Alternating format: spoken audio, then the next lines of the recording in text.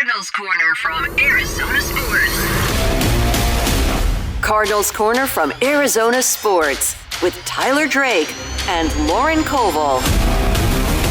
Bird Gang, do you need some help filling in the blanks for this really, really terrible, downright atrocious loss to the Washington Commanders?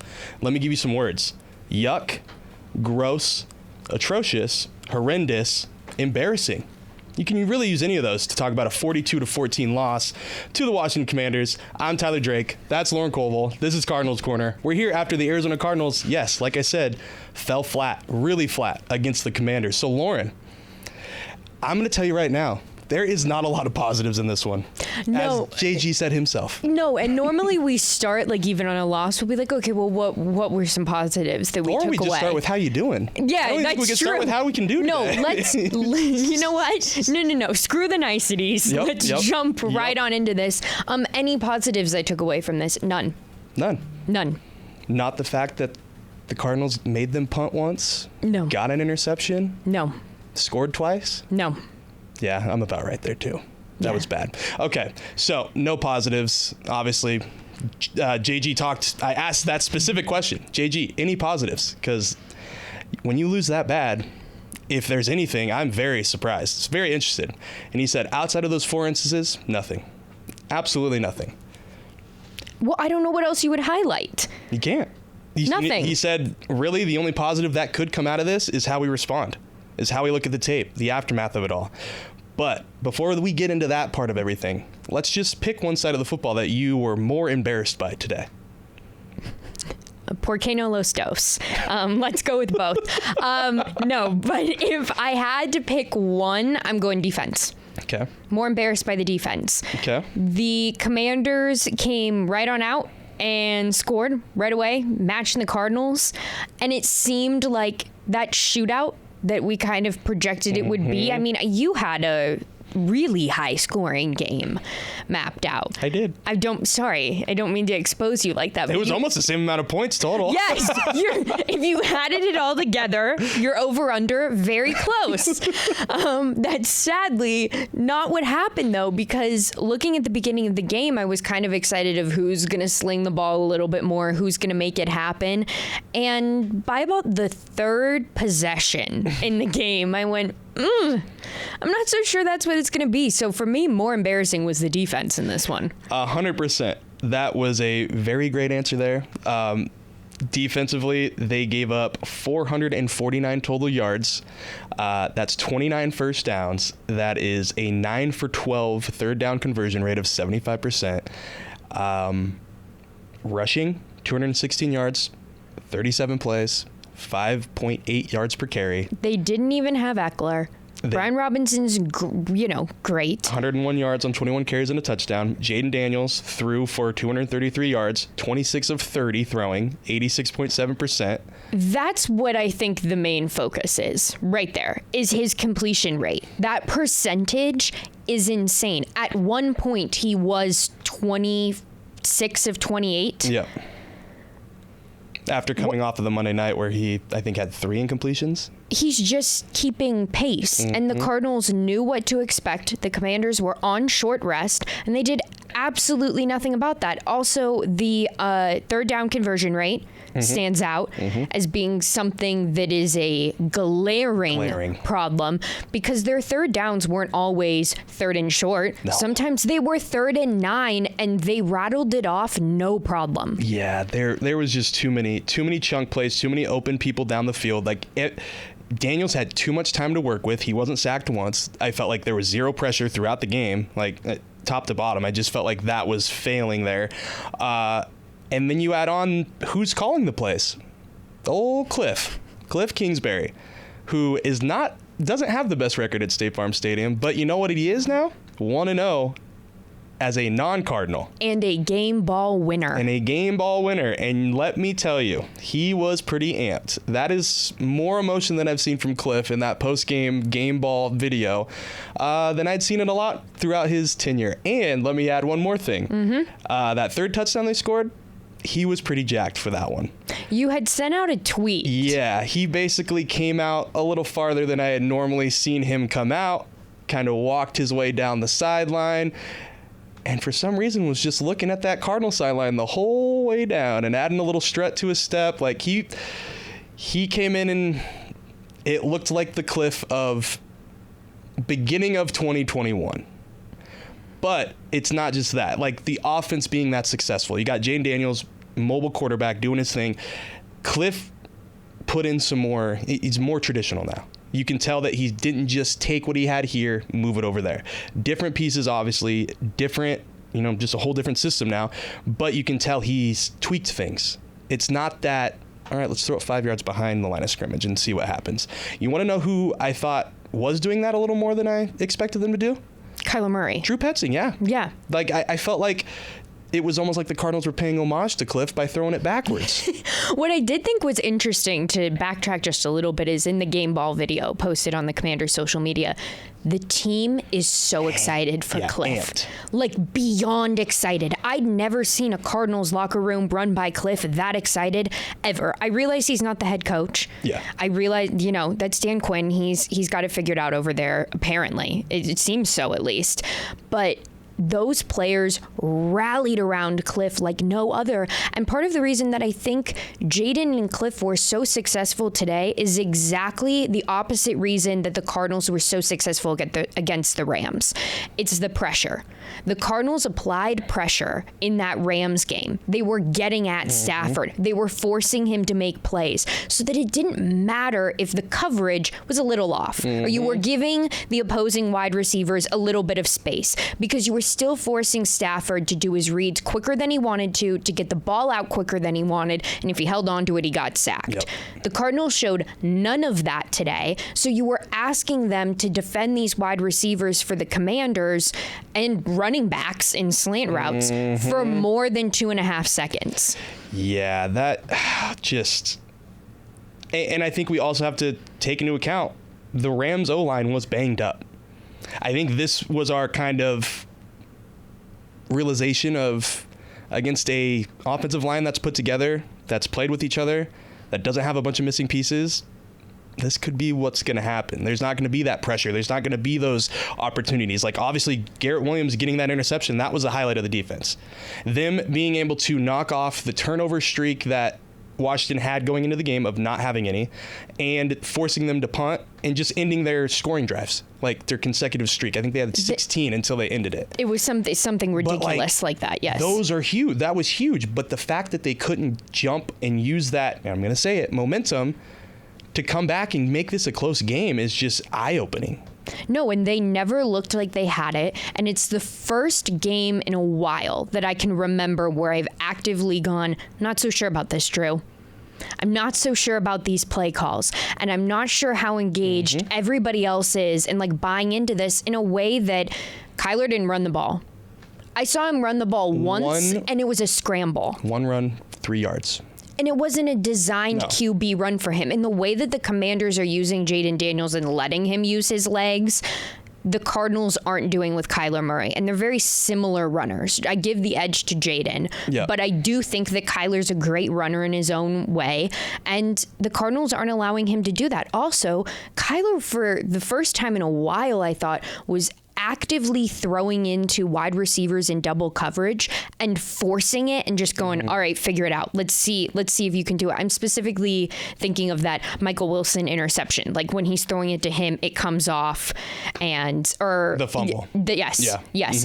And it just didn't, nobody looked comfortable and nobody looked like they knew what they were doing. No, it just, I think we've hit on the defense enough. Yeah. Defense ran out of State Farm Stadium. Just Jaden Daniels and Kliff made their return. Very noticeable, very impactful. Like they're going to be a talk of the town this next week just because of what they put on tape, and they're 3-1. Like Cardinals are going to have to live with this for a little bit, just knowing all this noise that's probably going to be associated with this loss.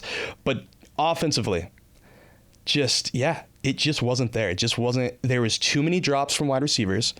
Harrison, yes, a little behind him. One-handed, I think he makes that catch. I think he can make that catch. Michael Wilson, a couple of just very uncharacteristic drops. Like that's something that has to be cleaned up. Like there's some of those I think 2 drops where it's like you're an NFL wideout. You got to make those, man. And I know he's probably thinking the same thing, but that was just so glaring. And then I think the other thing is, again, Marvin is just he's non-existent. He can't be, he's not there for a full game. He's there right out the bat, scored a touchdown again. I mean, he had 5 catches, 45 yards and a touchdown, but I didn't really see much of him at the second half. No, you have to find a way to make specifically like first quarter Marvin Harrison Jr. the whole game. Yeah. And it seems that he does what he needs to do the first few drives and then they forget about him the rest of the game. Or they like throw it up and they're like, hey, try to make this play. We're not sure that you can, which brings me to a question that I would love to know your opinion on, which is, was the Rams game the ceiling for the Arizona Cardinals offense? When you have a perfect passer rating, it's kind of up there. I mean, the run game was solid. Yeah. I don't want to say that, but I mean, I think at this point it is. I really think at this point, what we're seeing, especially after this game, that's the ceiling. I think that's probably where we have to start this now. Can they break through that? Sure.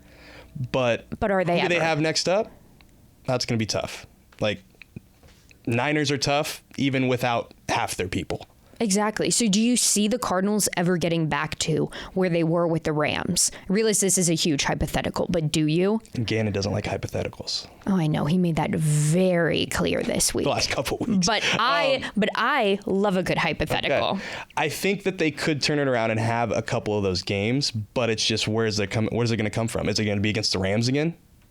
Like we've seen them do it against them, but like maybe the Dolphins. Maybe if Tua's still out, he can come back by then. That's the game I believe he can return by. Right. But yeah, that's the thing though, is like who can you really pinpoint as a defense that's gonna give up that much? I don't really see that. Like even some of the teams that are lesser on the totem pole, like 40 points, that's a lot. Like, could I see them getting scored on 40 points again? Yeah.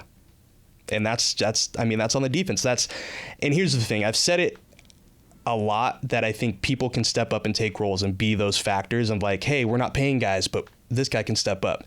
I think we saw today that like there is clearly a deficit. They clearly need to bring in more talent. They clearly need to go look at another cornerback, a lockdown cornerback. They clearly need to go out there and get a legit pass rusher. Like these two things have to happen. I think we all knew that. I think we all knew the draft heading forward is going to be something like that. But like this is one of those moments where you're like, yeah, this team is not, the budget is too low for this team right now. There's too much money to spend for them not to be close. Like, even if this was a loss, but a closer loss, I don't think everybody would be reacting like this. Yeah, tough loss. You lost to Kliff. But losing by 28? I don't know. And never looking like you were actually in it. Except for that your first drive. Yes. Which is a common occurrence now. They did it against the Lions. They keep scoring touchdowns on their first drives. And they fall off. And then nothing happens. It's like they script that first drive so well. And then after that, it's like, you know what? We're just going to rip it all up and go off the fly. And they never go back to what worked. No. During those first scoring drives, I never see that happen again. What worked really well for them today on that first drive? Connor got 35 yards on 5 carries. Done. Or 31 yards on 5 carries. They got the run game going. Exactly. It wasn't bad today. 32 carries, 181 yards. But like when you look at what the Commanders did, that's what the Cardinals should have put up. And James Conner was the best running back on that field. Yeah. Just not today. He led. Yeah, but I get what you're saying. Yeah, I get what you're saying. I mean, just in general, Commanders scored 4 touchdowns on the ground, 216 yards. Cardinals scored 181. That can't happen. And Murray, you can't, I'm sorry, but like against this defense, 142 yards is not going to cut it through the air. No, and sometimes I think that stats don't tell the whole story. You look at a game and you read the stats and you go, is that really what happened? Is that really the breakdown? But for this one, I think statistics exactly tell the story. That's what happened in the game. You don't need to go and watch it. You can read what happened on the piece of paper and you'll know exactly how it all broke down for them. And I'll give you the biggest stat that is going to tell you why they lost 42-14. Their third down. Again, after going 1 for 9 last week, 1 for 9, they went 4 for 11. But I'll tell you right now, they were 1 for 8 through most of that game. Like, that has to change. If they can't get off the field and give their defense a break or just be able to put together these drives, they're always going to be in these type of games. Yeah, and that's... Defense is going to get just destroyed, exhausted. No, and to your point about going out there and getting a pass rusher or finding some sort of momentum boost, we talked about, okay, we wait until we see Darius come back or before. Which could be this next week. Yes. Which Gannon, I know, was very coy when they asked him about it earlier in the week. I think I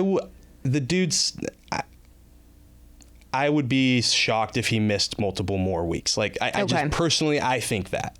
I think with how they've gone about everything and how they've talked about him, it just seems like he's closer. Yes, and I thought, maybe naively, but I thought that he would come in and plug a gap for this team, and then we'd go, okay, they're not great. Their pass rush isn't great. They don't look, they're not top tier, but they can compete.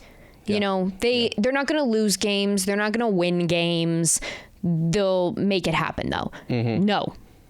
I don't feel that at all anymore, and I don't feel that way about the cornerback room either. Yeah, the cornerback room got destroyed today. I mean, the secondary in also, general. yeah, in a room where Jalen Thompson and Budda Baker, I'm not worried about them. On a given week, I don't stress about them, and then this week they proved me wrong. That was rough. That was just all of it. There really was not, like we mentioned Williams' interception, we mentioned the 2 touchdown, like. If that's all we can pull out of this game, that's not good. Like that, you're not a winning football team if you have to go off of those 3 things instead of looking at the score, because it's 42-14. There's no way to go around that. No football team's going to win a game when you look at those statistics. No. And when you compare and contrast those third down rates too, that's where you go, what the heck? Yep. Exactly. Okay, so let's just look into next week. This one's over. This one's bad. This is gross. This is just all those words I said at the beginning. Like it is. And Cardinals fans have every right to be mad. They really do. Go give it to Petzing right now. That was not a good game that was called. There's too many things behind the line of scrimmage. Even me and Dave Burns was sitting there like, wow, Kliff showed up on the Cardinals sideline again. Wow. It's just, you got questions about Kyler?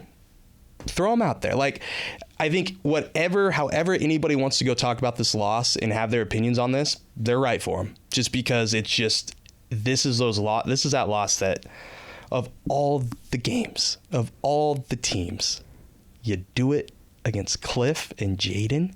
And also, it was so bad that I'm even less worried that they did it against Kliff and Jaden. I'm more worried going, are we too high on them? And I think the Commanders' offense is pretty good. Like, yes. Nothing, like, Cardinals are bad. Like, that defense was bad, but the Commanders' offense is rolling. I mean, to have only 2 non-scoring drives in the last 3 weeks. Yeah. What? That's nuts. And they look great. And all credit to what Dan Quinn and Kliff have been able to do over there.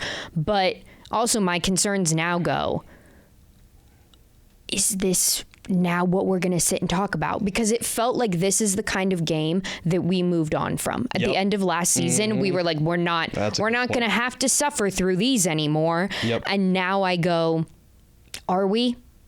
Okay, well, with that, what needs to change moving forward before we wrap this really quick pod up? Because why stick around and talk about a huge loss?